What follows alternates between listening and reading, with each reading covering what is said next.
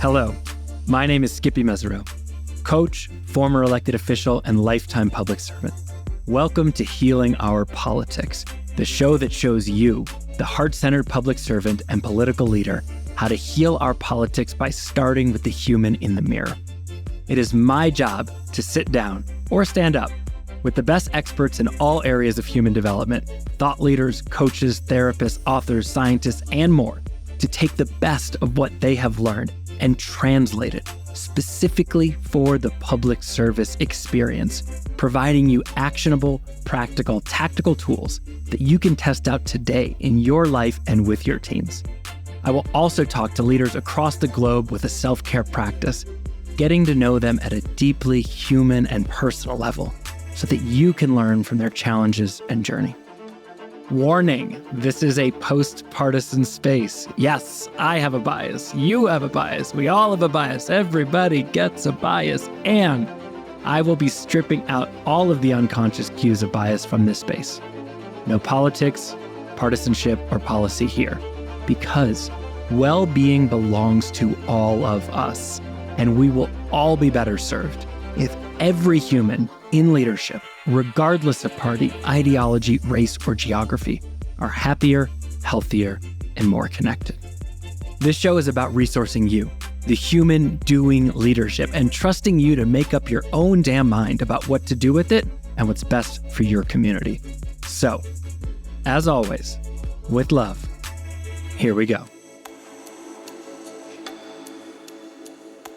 Welcome to the Healing Our Politics podcast, the show that shows you, the heart-centered leader, how to heal our politics by starting with the human in the mirror. And we have something special, dare I say, equanimical for you today as I sit down with expert executive coach and CEO whisperer, Jerry Colonna. Now, Jerry started out making a name for himself as one of the world's best VCs. And that's a quote from Forbes. He served at Flatiron Partners and later JP Morgan Partners, where he was recognized as one of the primary players in the creation of Silicon Valley and our modern tech infrastructure and entrepreneurial landscape. But after reaching that proverbial financial mountaintop, Jerry found himself questioning his will to live, and not for the first time. And this experience catapulted him into a new path of deep self-inquiry, reflection, and refinement, of doing the inner work, where ultimately Jerry became a coach, a founder of Reboot, an executive coaching and leadership development firm dedicated to the notion that better humans make better leaders. Along the way, he authored 2 books, Reboot, Leadership and the Art of Growing Up, which fundamentally changed my orientation to self and thus my orientation to leadership as an elected official in 2019. And most recently, Reunion, Leadership and Longing to Belong, which graced Forbes' 6 must-read books last year. While doing this, Jerry has served in a number of leadership roles, including raising millions of dollars for small business grants for small businesses in New York City, then his home following 9/11, serving as co-executive director on New York City 2012, an effort to bring the Olympic Games to America's largest stage, and serving on literally more boards than you can count of the world's biggest and most successful companies and educational institutions. In this episode, we dig into that process of radical self-inquiry. Why do better humans make better leaders? And how can we up-level our lives and leaderships through taking responsibility and ownership for all of it? How growing up in poverty with an alcoholic father and a mentally ill mother shaped his journey, and how you can change your journey by coming to better understand your lineage and your family. We discuss the importance of bringing your whole self to work and how to do that in the face of potential criticism, attack, public reprisal, or colleagues who just don't get you. We talk about disease or dis-ease, what causes it, and how we can work with it and eradicate it. We talk about how to meet intolerance or, yes, even violence with compassion as a means to create better outcomes for all of us. And Jerry shares his 6 steps to quell reactivity and so so much more. I hope you enjoy this deep, heart-centered, and wisdom-filled conversation with my friend, Jerry Colonna. I'm so overwhelmingly excited, honored, nervous to have you here. I think so highly of you and your work. And it's so funny. I felt like Aladdin this morning, like as a questioner, right? As an interviewer, I'm like, well, I want every wish possible, but if I could only have 3, what would they be? And that speaks to the wisdom that you hold. And so before we even get into this, I just want the audience to know that there is a well so much deeper than we'll get to today. So you will be well served by going out and reading Reboot, by reading Reunion, by listening to the Reboot podcast, for any number of things that Jerry's put out, appearances on other podcasts. There's just a deep bench of wisdom, and I'm so honored to have you on the show today. Well, thank you. I just have one question. Is all of that a euphemism for me being old? Because there's so much. It's not, in that there are people of an advanced age who don't hold that wisdom, but I do believe wisdom accrues over time, and it seems that you've used your time very wisely. Well, that's really for you to say. Thank you. Yeah. I will take that compliment. It's funny. I wanted to start with a question in the form of an observation, but it relates to what you were just saying, which is, in my view, my observation, my opinion, you represent more than just about anyone else I've come across of a truly healthy masculine. And what I mean by that is, in media, popular culture, I think we often confuse adrenaline or strength or violence, sometimes even misogyny, for masculine. But generally, that's actually hiding a deeper insecurity. And so it's in some ways the inverse of masculine. And you hold such a soft, loving strength, resounding peace. And I wonder how you ended up that way. Well, first of all, I'll take the compliment that's implicit in that and explicit in that, because it is a compliment. And as you were speaking, I was processing it. I don't think of it as a function of the masculine, although I can see exactly what you're speaking to. I think of it more, as you know, from the language I used in my first book, Reboot. It's about adulthood. And I think that your observations about the confusion about what does it mean to be a good man, if we can speak from a gendered place like that, is unfortunately based on the reality. Too often we do not endeavor to teach folks who have been identified as boys, who hold on to that identity. We don't teach them what to do with difficult feelings. And because of the patriarchy of our society, those boys end up growing up into men who have power. And then they don't know what to do with negative experiences. And so aggression tends to be the dominant response. In that it's one of the more acceptable presentations of that in common culture. Yes, it's definitely acceptable. It's often called for. Think of the common and all too true images of people responding, usually older men responding to boys with language like, "You're crying? I'll give you something to cry about." And that's usually followed by violence. And then think of all the negative associations we have with feeling in a deep way. I think of a wonderful book I read last year by a friend of mine named Benjamin Perry, who is a minister at Middle Church, and he works with Jackie Lewis, who is also a brilliant pastor. And his book is called Crybaby. And it's all about how important tears are for the human experience. So I highly recommend that. I don't know how I got to where I am. I mean, it's a complicated tale, but to one degree, I had to learn how to be myself. And in learning to be myself, I am who you see today. Yeah. And we're going to come back to this notion of radical self inquiry and radical authenticity. But by means of introducing you to an audience who many of whom may not be familiar with your work, I Mm. think what's fair to say, and please correct me if I'm wrong, and I've heard you say this about many leaders, is a lot of us had to grow up quickly. And that seems to be the case for you. Again, correct me if I'm wrong on the details, but growing up, 9 people, 6 siblings, 2 parents in a 2-bedroom apartment in Brooklyn, a father who suffered from alcoholism and a mother who struggled with mental illness. You, as a little one who came up with the story that since you were the 7th, when there was not enough food or resources to go around, that was somehow your fault. And so you were putting a lot on yourself as a little one. And so how did you respond to that initially? One factual correction is I was number 6 of 7. Sorry. That's all right. Everything else you got. So you've been listening.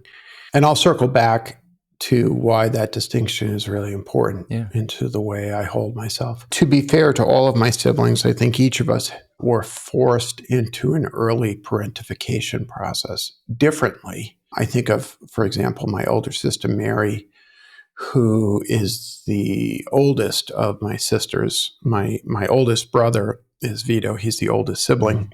And Mary, very, very early on, took over responsibility, a maternal responsibility. My father's depression / alcoholism and my mother's mental illness, which was bipolar schizoid affective disorder, meant that my mother would often be taken away from the family and hospitalized for weeks at a time, if not months at a time.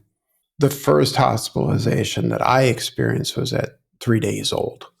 And so those who study attachment can imagine what that did to my ability to bond and feel safe. And we would be parceled out to various relatives throughout Brooklyn.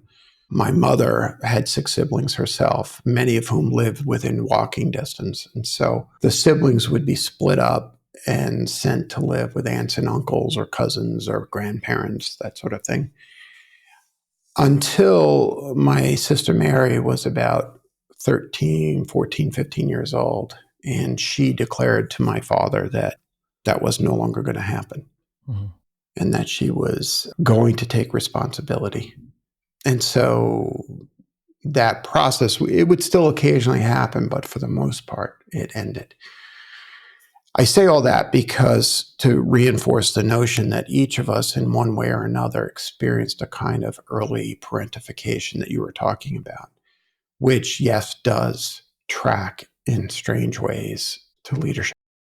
I think it's becoming, maybe it's just the bubble that I live in, but it's becoming more common in general conversation to recognize that struggle or hardship can be the seed of success or growth. And that's a great thing.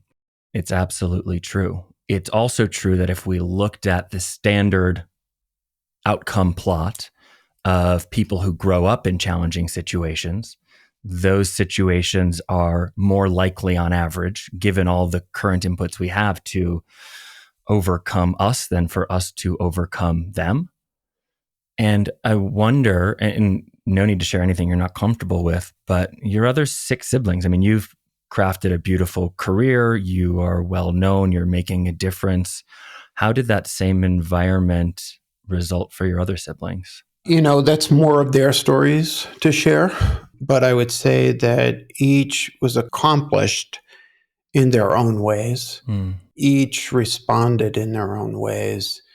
But if you don't mind, can we go back to the sort of premise of the question just Yeah, for a second? Because I think we're a little bit in danger of romanticizing struggle. sure.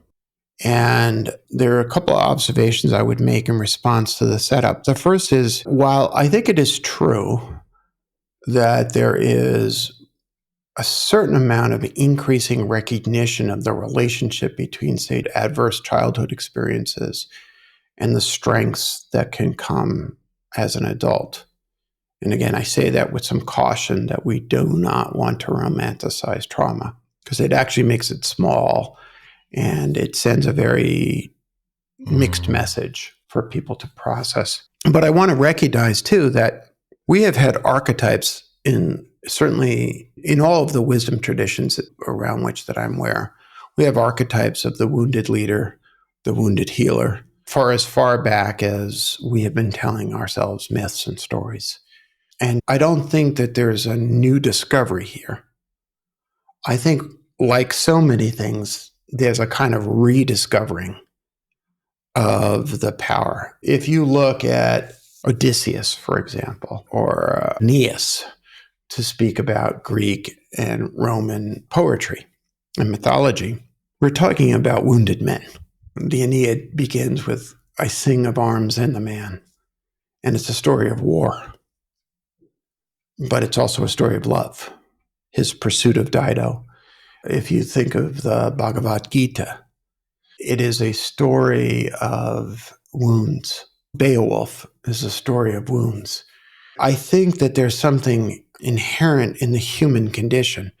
We tend to mythologize and support the hero's journey, but we tend to skip over what the hero was like before they went on their journey. And usually there was a lot of pain and suffering that sends them on the journey.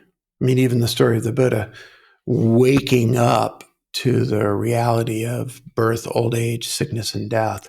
It's a story about his father trying to shield him from wounding. And then all of a sudden being thrust into the reality that life is filled with suffering. Funny you mentioned that. I was thinking about something before you came on. I was looking through the prodigious list of boards you serve on, and I didn't realize you were at Naropa. It just triggered a memory of my own growth and evolution. I went to Boulder for undergrad. I lived on Goss, so 2 blocks away from Naropa. And although Goss Street. That's right. Great little house. Place. Yeah. So great. It was so great. But I'd walk past it every day. And I didn't know this at the time. I didn't have the words for it. It's all retrospective understanding. But I was extremely insecure at that point in my life. And for a lot of reasons of growing up in a broken home, etc. And I just looked down at Naropa with so much judgment, even though I knew nothing about it. I actually joined a Facebook group, and I thought this was the funniest thing in the world at the time. It popped into my head yesterday. It was called the People for the Conversion of Hippies to Diesel Fuel. And I thought that was super funny. But when I look back, I realized that I was broken and insecure on the inside, and I needed somebody to look down on so that I could make myself feel better relative to. And it was completely unconscious. And last month, after trying for multiple years, got admitted into a program at Naropa. And I'm so excited about it. And the opportunity to connect, and the people that I've met through that university are some of the most beautiful, spiritually connected, kind, servant-oriented humans. And it was just such a stick to what you're talking about of how we shift over time. Right. And to be clear, I served on the board there for 12 years, 6 of which I was the board chair. The last 2, I was not chair. So I laughed when you told the story about the Facebook group. And I remember a story. So for those who aren't familiar with the geography, Naropa has 3 campus locations. And the main campus location is in an old 120-year-old school building on Arapahoe Avenue, and it backs up to one of the many campuses of CU Boulder. So you went to CU Boulder. And there's a legendary story of Boulder students being on what they call their green, the center green, which is just a little patch of grass with a gorgeous sycamore tree on it, dancing naked while the CU Buffalo football team was training. That sounds right. Kind of right. The contrast in experience. And CU has this party reputation and it's more traditional. Check. But the thing that I always really appreciate about Naropa, I always say about Naropa University that it will break your heart because it aspires so much to be a warm and welcoming place. And it does not shy away from the rough encounters with our brokenness. And so when there is an intensity about a conversation that would normally accompany the college experience, multiply it by 100 and you'll get Naropa. But the image I often have is that it's a welcoming place for people who might not otherwise fit in to a heteronormative, binary construct that it still struggles with implicit racism, but it is a more welcoming place than many colleges and institutions. It's not the only welcoming place. Think of Antioch or Reed College or some of the other places that exist. But it's a place where I often joke that it's like the island of misfit toys on Rudolph the Red-Nosed Reindeer. Totally. It's the place where the caboose with square wheels can fit in. Yes, but to your point, it's the place where authenticity is accepted and rewarded, and so it shows up. Yeah, with all of the encounters that can happen. I mean, there is a reason why we go through our lives masked, and that is if I am going to, quote, let it all out, if you're not, to use that language we were describing before, further along in your adulting, you may not know how to handle me being full and real and honest. And so one of the most profound things that is taught at Naropa, regardless of the subject of the class, is the experience of being with another's experience and learning to regard your own reaction. You know, you use the term radical self-inquiry. That's a term I coined. And in many ways, it encompasses what we're talking about here. Why am I having the reaction to what you're going through that I'm having? And what does it say about me and my experience that is happening? Those are radical self-inquiry questions. So let's shift over there. Maybe if you can build a little bit of a bridge from early life to how you became a coach. What does it mean to be a coach? And then what is your method? How is it different? And that's the bridge to radical self-inquiry. I appreciate the question, especially the latter half of the question, because I have come to understand that I am, in fact, a different kind of coach. Not different necessarily from my peers and my colleagues, but if there's a spectrum between, say, executive coaches who teach people how to do their job, strategy, like sales, strategy, that sort of thing, and the ones that are more at the other end, let's call them transformative coaches, then I'm in that zone. The simplistic, simple answer to your question is I got here by way of a broken heart. I got here because the house of cards that I had built up in my 20s and 30s fell apart. And we started talking about my childhood. There are moments in our lives where we are knocked off course in one way or another. In Reboot, I talk about being hit by asteroids. And then all of a sudden, the trajectory of our life changes. And they're hard to predict. But when you look backwards, you can see what happened. And so when I was in high school, I started to have a major depression in my senior year in high school. And prior to, everything was going well, despite the circumstances of my childhood. I was in the top of the class, and I had the lead role in a production of Midsummer Night's Dream. I was king of the fairies, which growing up in Brooklyn, don't often tell this story, but I remember the director, it was this classic moment. I was visiting the English department, which was where I hung out because that was like my people. And Barry Marcus, the director, stops and says, stop, you're my Oberon. And I'm like, what are you talking about? And later, he was a wonderful man. And later I was talking to him about that experience. And he said, and this goes to your point about masculinity, he said, you're one of the only kids in the senior class, you're one of the only boys in the senior class who could pull off being the king of the fairies and not be teased or bullied about it. And I said, fuck him, I don't care. And I had that attitude then. The truth is I had deeper problems than being teased at some point. Sure. But in senior year, we would rehearse. And my high school, we started this in 11th grade. My high school took the performing arts very seriously. One of my classmates was Marissa Tomei, for example. And there are many, many of the kids that I went to school with who ended up in the arts in some way. Basquiat came after me, but he was a student, or Adam Yout from the Beastie Boys. This was kind of high school I went to. Anyway, by senior year, I stopped going to class, but I never missed a rehearsal. So something odd was going on. I would actually skip school the whole day and show up at the end of day.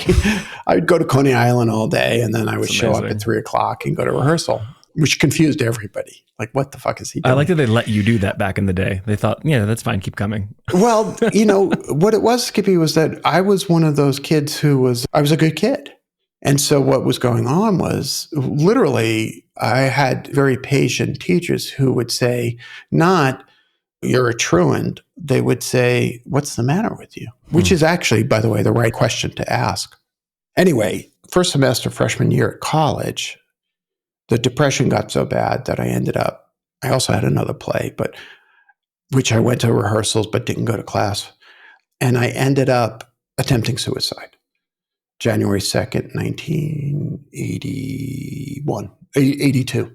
And I spent the next 3 months in a hospital and then came out and went back to school and kind of got patched up together. I started opening up and talking about some of the things that were going on, but that depression, which was tamped down, could no longer stay contained.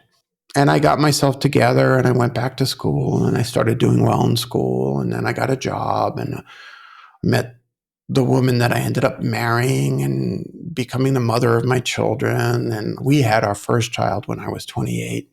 And then by the time I was 30, I had shifted careers again. And then I was a venture capitalist. I started as a journalist, really winning a scholarship for a local publishing company, which came with a summer job. And then I spent my 30s as a kind of rock star venture capitalist, being successful in New York. Getting those gumdrops. Lemon drops. Drops, that's right. A lemon drop. You're referring to the way I held the pursuit of money as a pursuit of lemon drops, a la the way my grandfather adored lemon drops. Anyway, that whole system came crashing down. So there were these two major moments of crashing down where the structures of my life fell apart. The first at 18 and the second, not coincidentally, 20 years later at 38. And I say not coincidentally because there's only so long that you can hold a house of cards together. And it was that crash at 38 that really led to me being who I am today, because it was only through the graces of my incredible psychoanalyst, Dr. Aviva Sayers, with whom I had been working for a few years before the suicidal feelings came back, that I was able to hold myself together and begin the process of radical self-inquiry with simple questions like, what am I not saying that I need to say? Because I had spent 38 years not saying the things I needed to say. And arguably the depressions that had haunted me were because of the things unsaid that I needed to say. Yeah.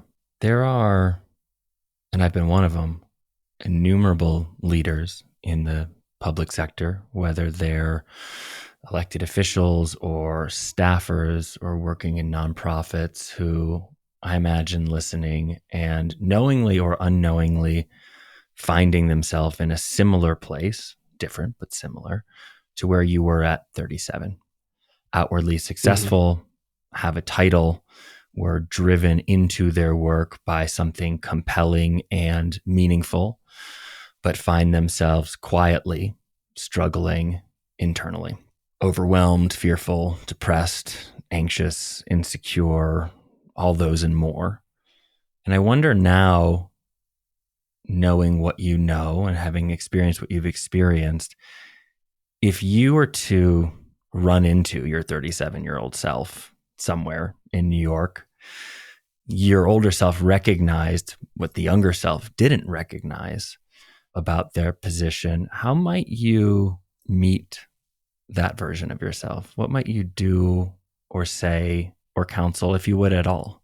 Well, there would be a number of things that I would say. And to be clear, I think of the work I do today as kind of time traveling back in time and repeatedly trying to save myself again and again and again. And that metaphor is helpful. That image is helpful for me because I think that that is one of the essences of that archetype we spoke about before, the wounded healer. And so in thinking about that, one of the most important discoveries that I made at that time, which I would remind myself of, and maybe even share it a little bit earlier in that journey, is how not alone I was. Because what people can focus on is the depression. But what I tend to focus on, that I experience at 37, 38 years old, what I tend to focus on is the choice I made not to kill myself. Because the choice I made not to kill myself was enhanced by the discovery of people like Parker Palmer, who is a brilliant writer, Quaker teacher, in his wonderful book, Let Your Life Speak, where he, someone I admired deeply, wrote eloquently and authentically and honestly about his struggles with depression. There are lots of examples of that. And I remember having the lightning-like flash of insight that said, wait a minute, if somebody I admire struggled, then maybe I'm not as broken as I think I am. For those who might be struggling with similar feelings right now and listening to this, I would say to you something that Parker, who has become one of my closest friends, a dear mentor of mine, and someone whose work I hope to continue. He's 85. I hope that I can continue to push what he began with his work. What he said to me was profoundly important, and that is that depression lies. When we're in the depressed state, we tell ourselves lies, and we are convinced they're the truth. We tell ourselves, for example, that we're beyond redemption. We tell ourselves that we are unworthy of love, safety, and belonging. You know from reading Reboot what I consider the trifecta of what it is that the human experience is about. To love and be loved, to feel safe emotionally, existentially, spiritually, and to fully know that you belong. And part of the lie of depression is that you are unworthy of those things. There's a corollary thought here, Skippy, which is that, how did you get attracted to Buddhism, right? You want to know the one teaching that flipped the switch for me? Yeah. It goes like this. And this went against everything I learned when I was a boy growing up in the Catholic Church. The teaching goes like this. You are fundamentally, basically good. In Buddhism, they'd say it's Buddha nature. And the evidence of your basic goodness is the fact that you're a human being. Because only human beings can attain enlightenment. If you think about this for a moment, we were joking before we started recording. Your producer and I were both city kids. I live out here. So these kids of ours, growing up in wherever we grew up, I'm growing up in Brooklyn, it's a mind fuck to internalize the notion that I am worthy of love, safety, and belonging simply by being born. That I don't have to earn it. I don't have to keep it. I don't have to do anything except be myself. And here's the really tricky part. I can't lose it no matter how many times I fail to live up to my aspirational values and I do something knuckleheaded. That I am fundamentally good. And if I could offer anything to anybody in the world, you are fundamentally good.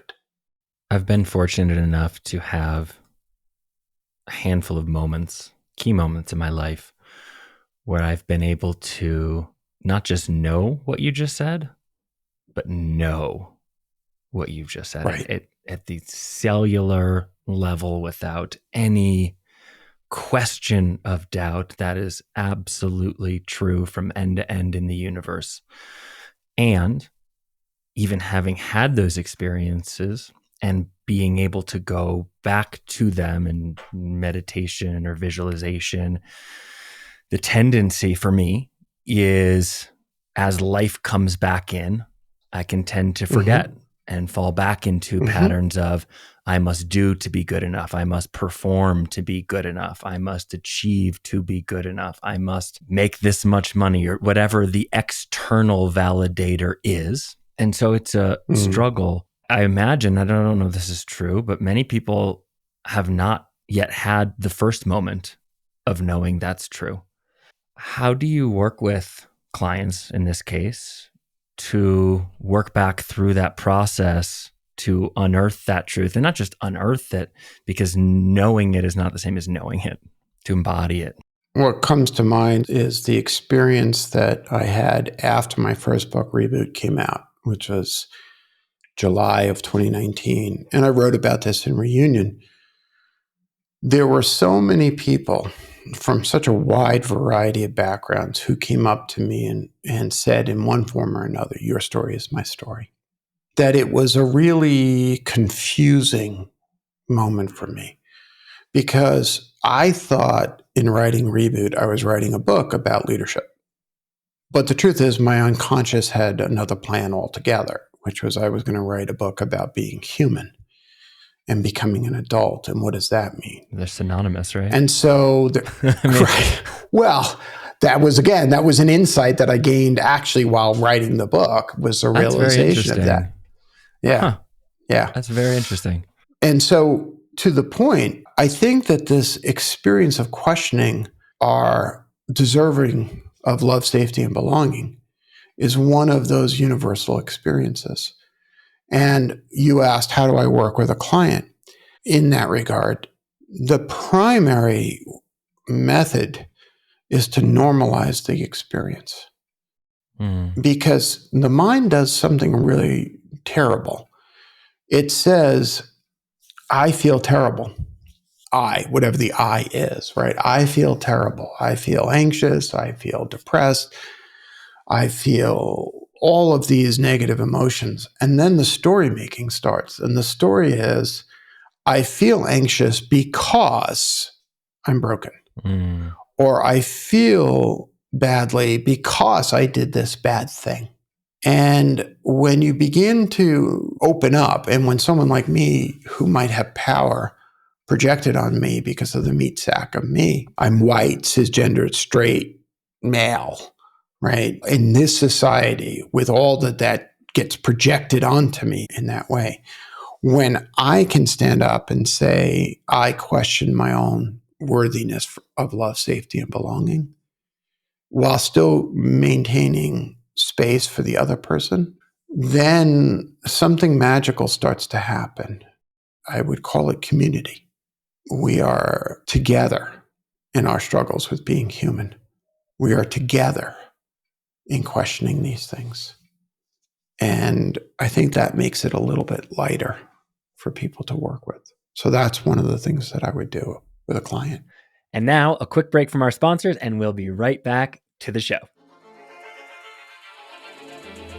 This episode is supported by Gold Level Elected Leaders Collective Foundation, donors coming in hot, the Douglas Foundation, and Monica Vidal. Some personalities there. We could not do this without you.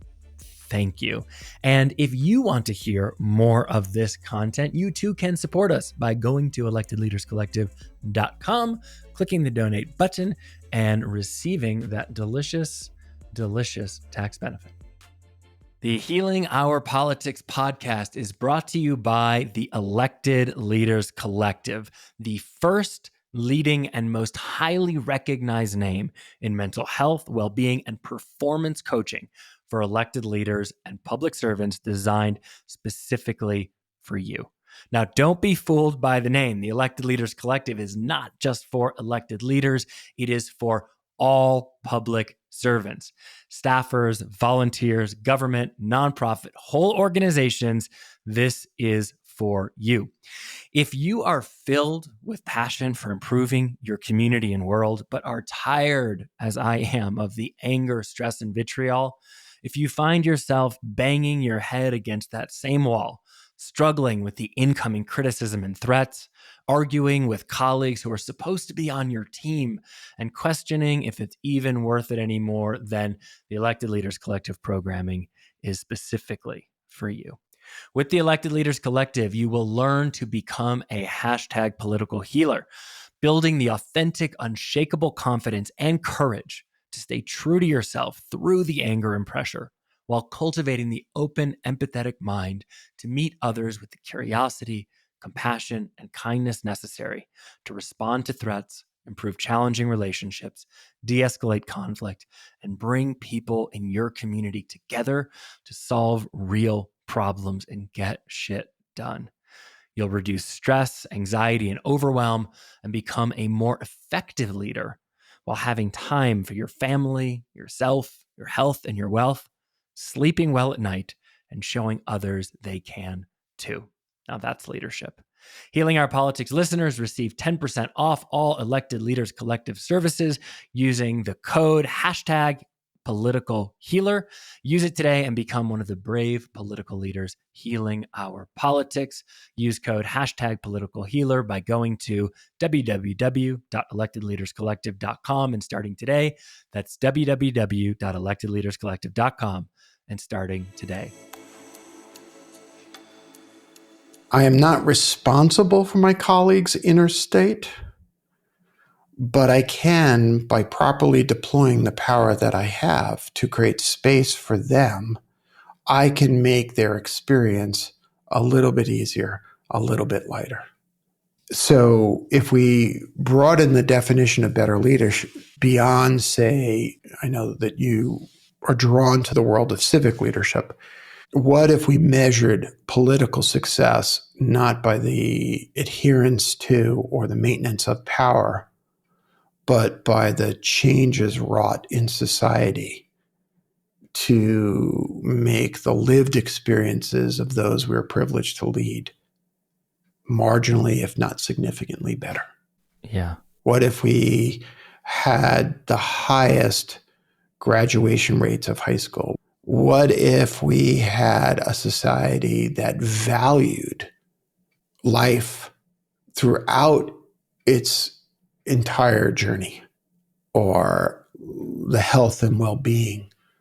Right now, I'm fixated on teenagers post-pandemic and the epidemics of depression and anxiety. For obvious reasons, I relate to those feelings. And yet that still does not feel to be a priority. So I would describe that as better civic leadership. I can tell you there are a huge amount of leaders, civic leaders in this country who do aspire to those things and find the exercise of that within the current system. And I would argue even cultural constraints and expectations, which is part of what we're talking about here, really hard to do. And in many ways, I think call it the startup world or the corporate world, whatever you want to call it, that you've been primarily working in, while it's certainly not in phase enlightenment yet, is probably 30 years ahead of the public space in terms of being open and willing to do the internal work to recognize the totality of the human experience. There's a lag, and there's a fear that in being my full self, in caring about myself, in thinking about the bigger picture, I will be kicked out of the club, not welcome, ridiculed, criticized. In many cases, people get death threats for things, right? There's a ton of fear around what if I step into that zone. I wonder what you would say to that and how to cultivate a sense of safety as you try to more fully activate a political leadership around those better as you describe them. Well, I think the common denominator in all of the realms of leadership that you're speaking about, whether it's startup leadership or corporate leadership. And to be a Fortune 500 CEO these days, for example, you might get whiplash where 5 years ago you were told you had to have an authentic and fully robust DEI program. And now your stock may take a hit if you have a robust DEI program, or if you have a commitment to the environment as demonstrated in the policies and procedures, you somehow might lose your job. Okay. And I hear what you're saying about civic leadership, political leadership being challenged, about being thrust out of the club. Okay. So now we're going to talk a little bit about Reunion. The subtitle of Reunion is Leadership in the Longing to Belong. And belonging, for me, is a stand-in for the entirety of love, safety, and belonging. It's the notion of us creating a society where the human part of us is valued to the point where we all feel love, safety, and belonging. That there's this deep and profound longing that exists. And that our responsibility as those who hold power in any situation that we're in is to move towards creating those conditions.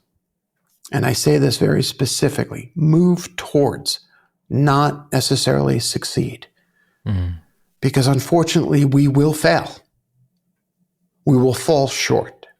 But the common denominator in the realms that we're talking about is that people have tried to do this work without first doing the inner work.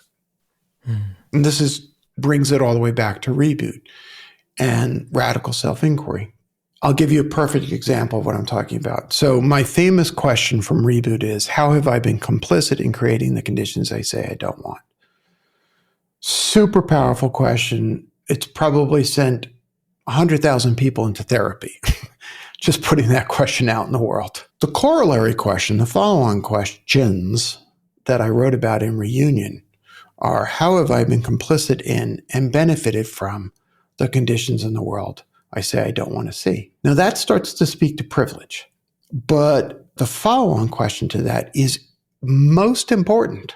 And it goes like this: what am I willing to give up that I love in order to see the world that I would like to see, in order to see a world of systemic belonging?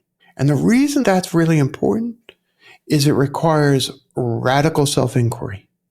So I'll take as an example, you said there are civic leaders all over who really would like to, and you don't understand, you didn't say this out loud, but you sort of implied it, how difficult it is.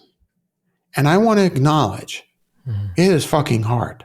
It's also hard to be a corporate CEO, to stand up to, say, the Bill Ackmans of the world.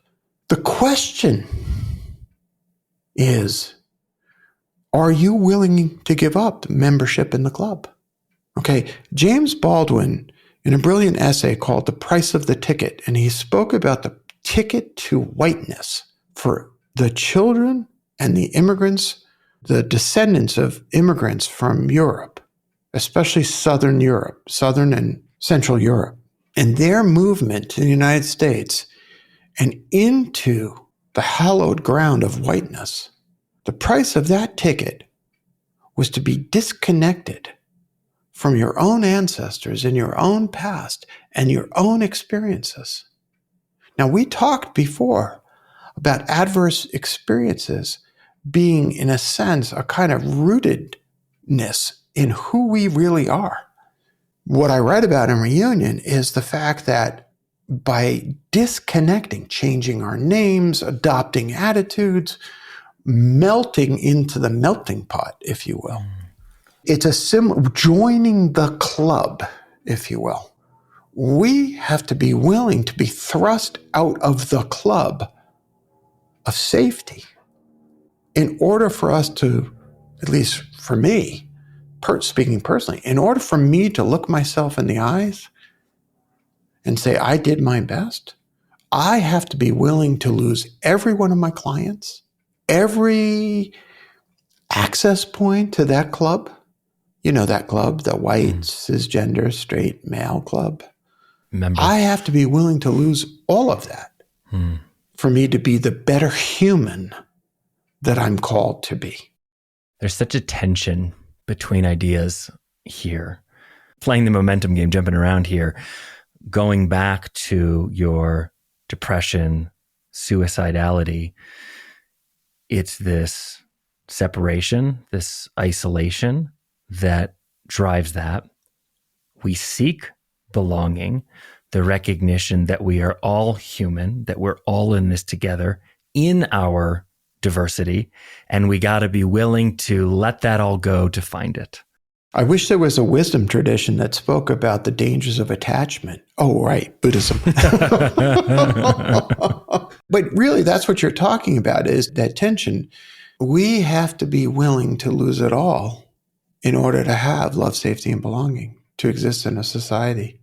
We have to be willing to lose stock gains. We have to be willing to think of the reverse. Think of that cartoon. I wrote about this in Reunion.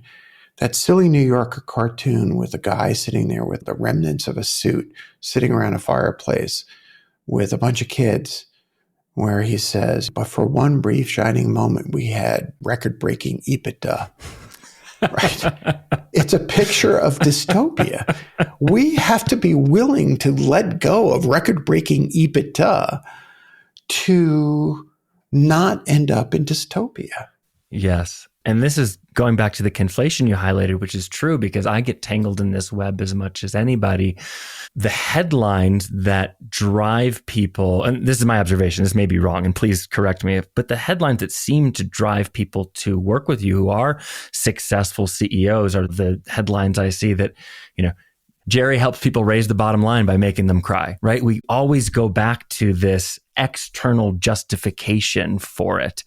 And within that dynamic, it's so hard to break free because the person who wants to prioritize public good, but is judged on whether they win an election or keep their job, it's tough, right? You get into this Chinese finger trap of a mind game. And I wonder how you help people break out of that while also recognizing, you were, and again, my observation, but fortunate to have collected the proverbial lemon drops to put you into a physically safe position to do this work, right? Those things also do matter. We practice non-attachment, but from nice homes between us, in nice places in Colorado, there's a contradiction there possibly. And I wonder what you think about that. I don't know that it's a contradiction, but I think it's a reality. And the reality is that having enough of a, quote, nest egg, not nearly as much as, say, colleagues, but enough,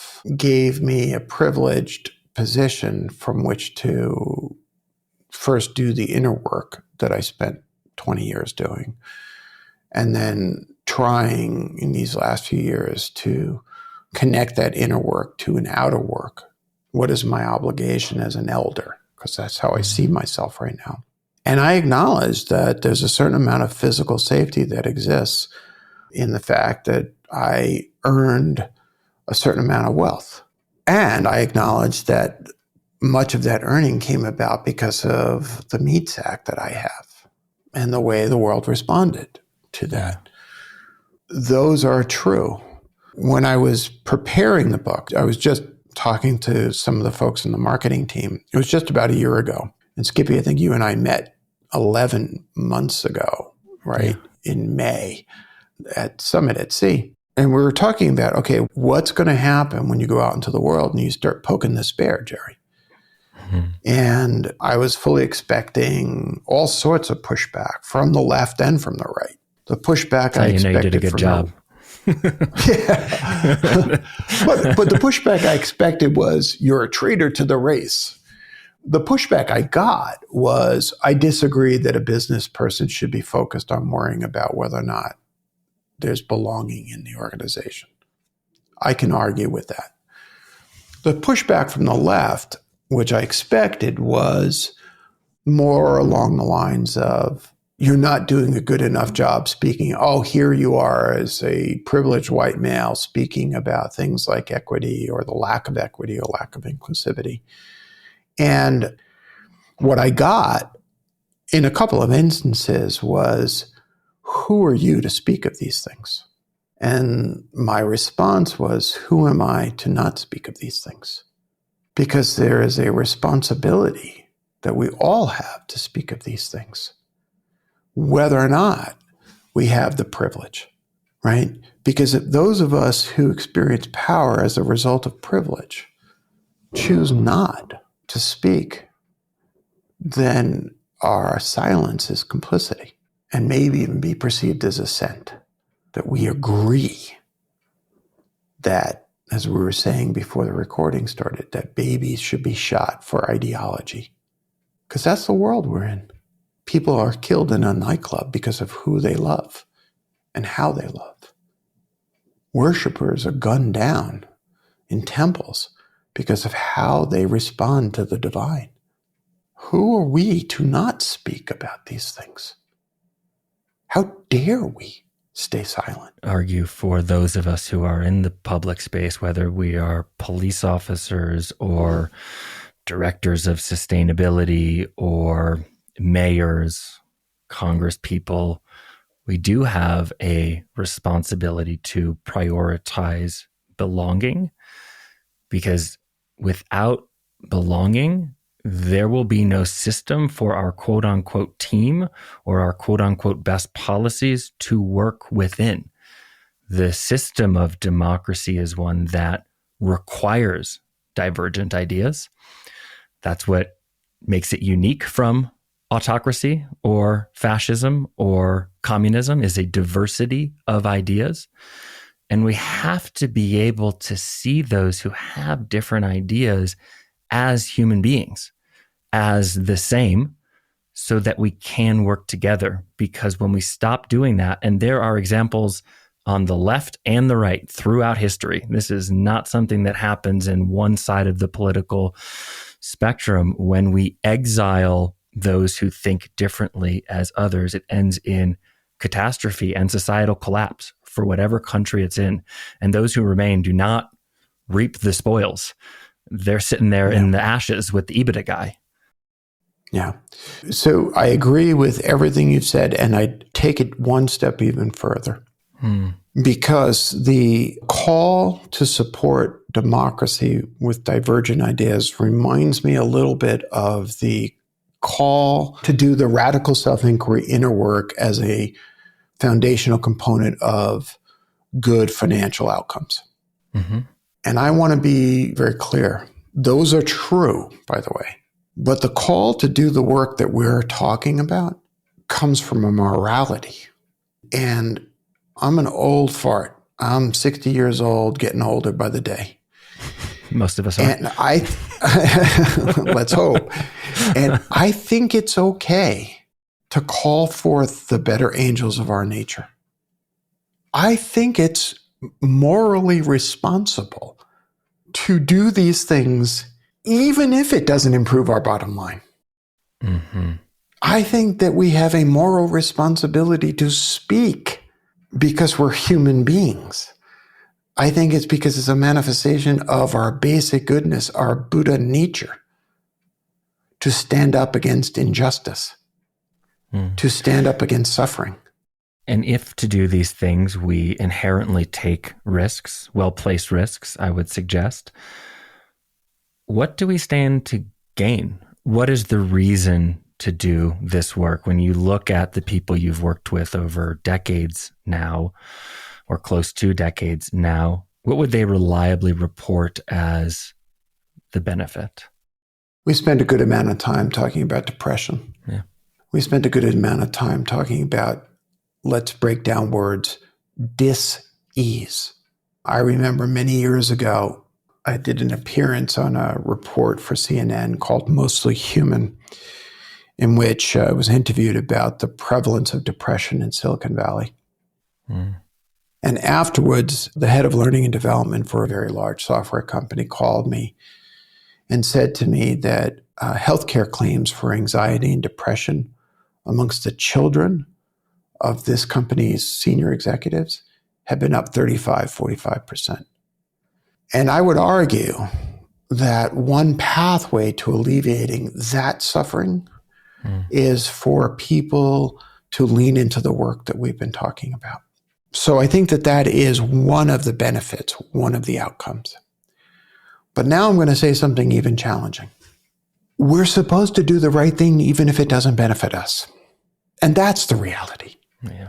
In fact, we're supposed to put out of our mind the possibility of a concrete positive outcome. That is the essence of a moral act. We're supposed to leave a gift for a neighbor without a tag on it saying, from Jerry, right? We're supposed to do the right thing for the benefit of doing the right thing.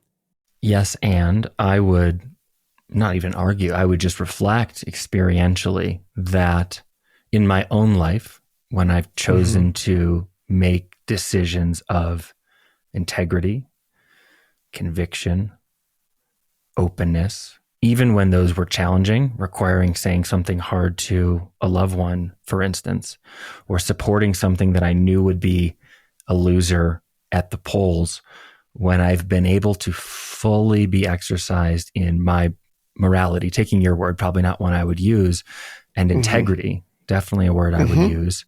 I like that word too. Yeah. The benefit to me internally, despite whatever happens externally, is immense.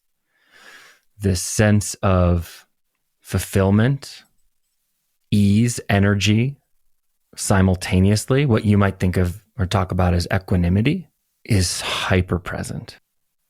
And even when that's preceded by a very challenging act, I find that to be a tremendous reward that calls me back time and time again, even when I fail intermittently in between. Do you find that? Absolutely. Absolutely. And that's what I was trying to link back to when we had that discussion about depression and the experiences of that. Part of the growth into adulthood is that, to use the language from before, adults do the right thing regardless. And that's arguably courage. And when we look back over the course of this country's history, we lionize that kind of courage. We tend to recognize it after the fact rather than while we're in it. Yes. But I just finished reading The Soul of America by John Meacham. I highly recommend it. Yeah. And it's a good way of reminding ourselves that we have been here before, repeatedly. We have faced the forces of mendacity. And again, I'm not taking a stance, right stance or left stance. I'm not talking about that. I'm talking about the forces of mendacity, the forces that would twist the experience of being a human citizen into service of one ego, one ideal, a kind of authoritarian psychological dominance that you have spoken about before. And we are stronger when we rise against that impulse, in the same way that we are healthier as human beings when we do the right thing. Okay. This is a great kind of last thing to touch on, because I think this one's very hard for me and others to wrap our heads around.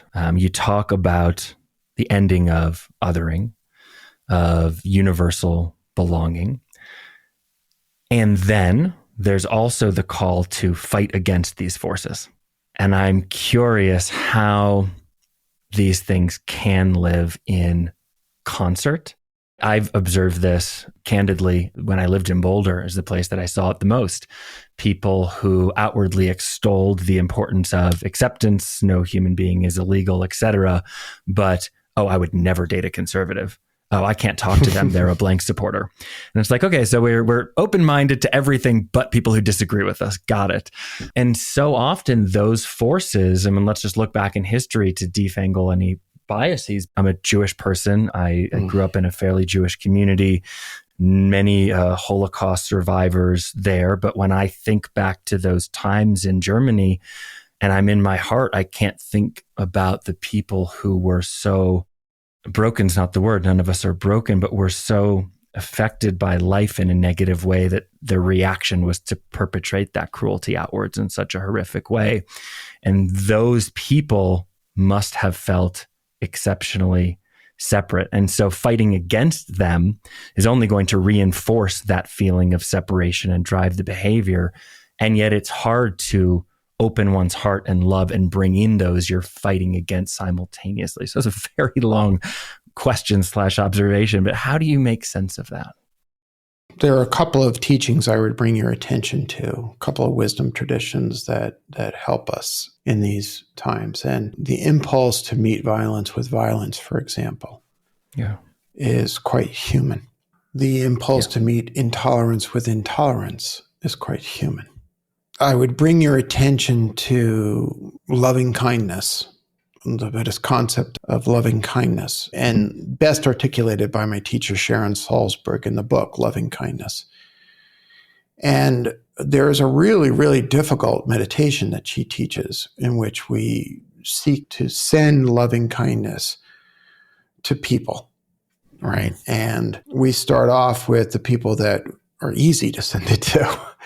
People that with whom we agree, and people that we love, and and then eventually you end up with people that you just fundamentally and profoundly can't bear to be with. And many times it may be someone who is physically threatening you or those you love. When I talk about speaking up against the forces of mendacity, I did not say fighting, okay? And so for that, I turn to the wisdom traditions of nonviolence, whether it's Mahatma Gandhi or Martin Luther King at times in his career, or even the work of Marshall Rosenberg in nonviolent communications. Or I'm reading another book right now, I'll soon finish it, by Bill Urey, who co-wrote Getting to Yes years and years ago and has spent 50 years as a mediator. He's got a new book called Possible. And he tells the story of helping the Trump administration respond to Kim Jong-un, because what was at risk was nuclear annihilation. Okay, and his telling of what the advice and counsel was, which led to that crazy moment where Donald Trump steps into North Korean territory over the DMZ zone and all of this stuff. And yet what Uri brought me up to was to realize, wait, nuclear annihilation. Okay? Nuclear annihilation. This is profoundly important. And one of the most important lessons is we're not going to get to the place of reunion. We're not going to get to the place of a pervasive and systemic sense of belonging until and if we are willing to hear those with whom we disagree and what their feelings are. Yeah. And that's really hard stance. Yeah.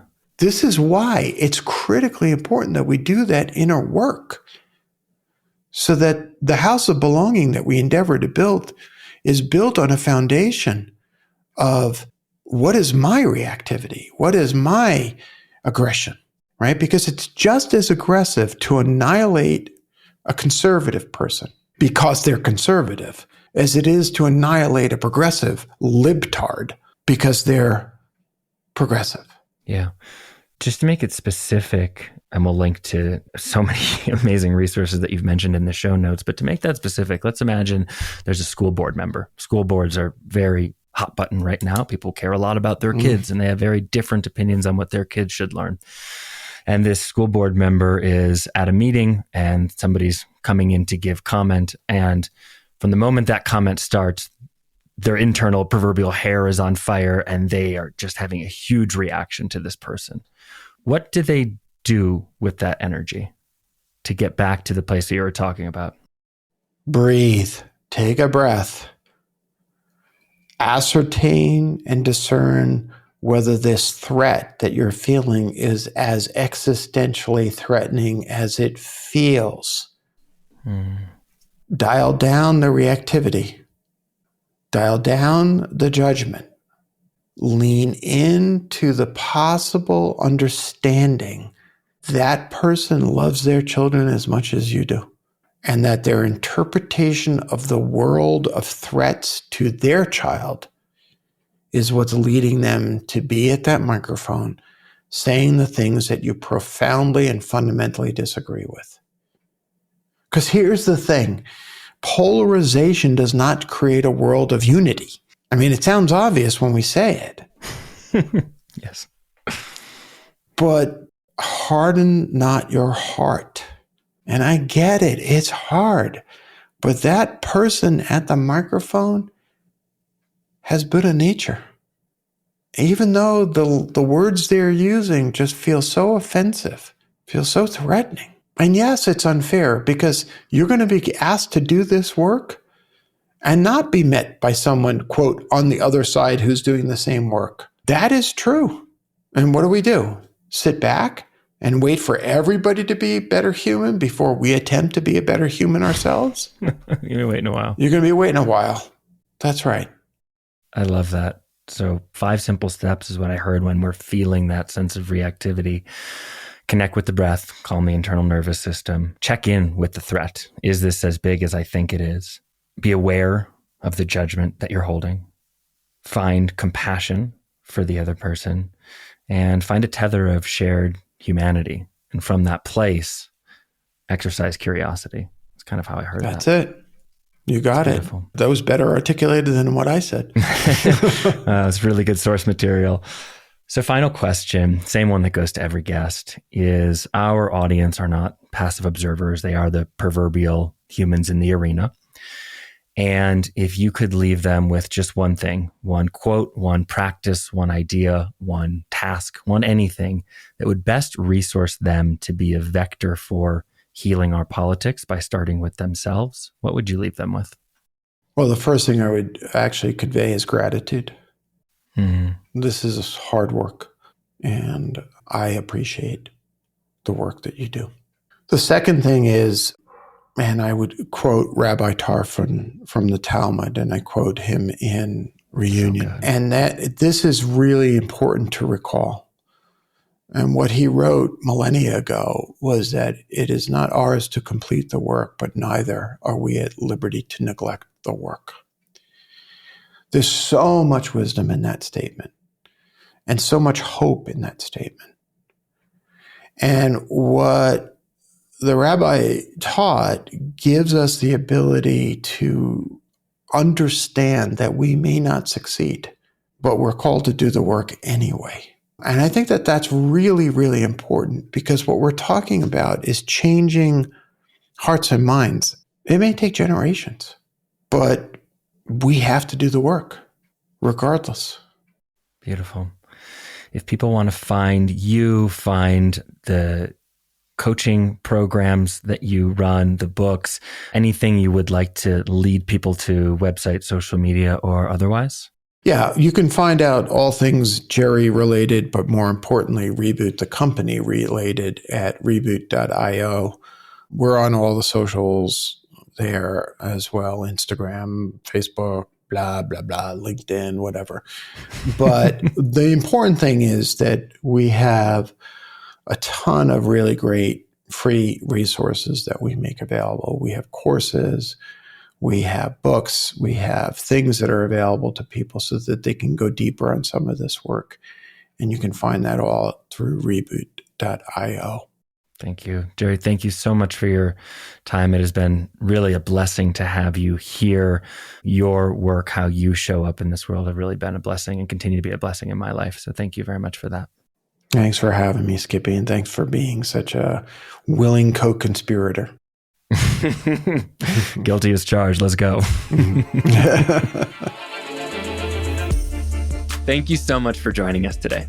If you want to put what you've heard here today into practice, sign up for our newsletter, The Leader's Handbook, where each month you'll receive just one email with a curated selection of the most useful tools and practices discussed on this podcast today and over the course of the last month, delivered in simple how-to worksheets, videos, and audio guides, so you and your teams can try and test these out in your own life and see what best serves you. And lastly, if you want to be a vector for healing our politics, if you want to do your part, take out your phone right now and share this podcast with 5 colleagues you care about. Send a simple text, drop a line, and leave the ball in their court. Because the truth is, the more those around you do their work, the better it will show up in your life, in your community, and in your world. Have a beautiful day.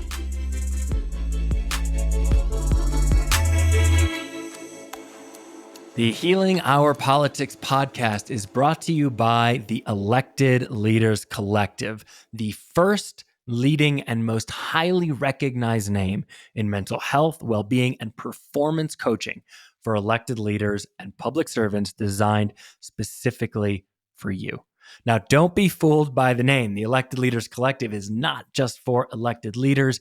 It is for all public servants, staffers, volunteers, government, nonprofit, whole organizations. This is for you. If you are filled with passion for improving your community and world, but are tired, as I am, of the anger, stress, and vitriol, if you find yourself banging your head against that same wall, struggling with the incoming criticism and threats, arguing with colleagues who are supposed to be on your team, and questioning if it's even worth it anymore, then the Elected Leaders Collective programming is specifically for you.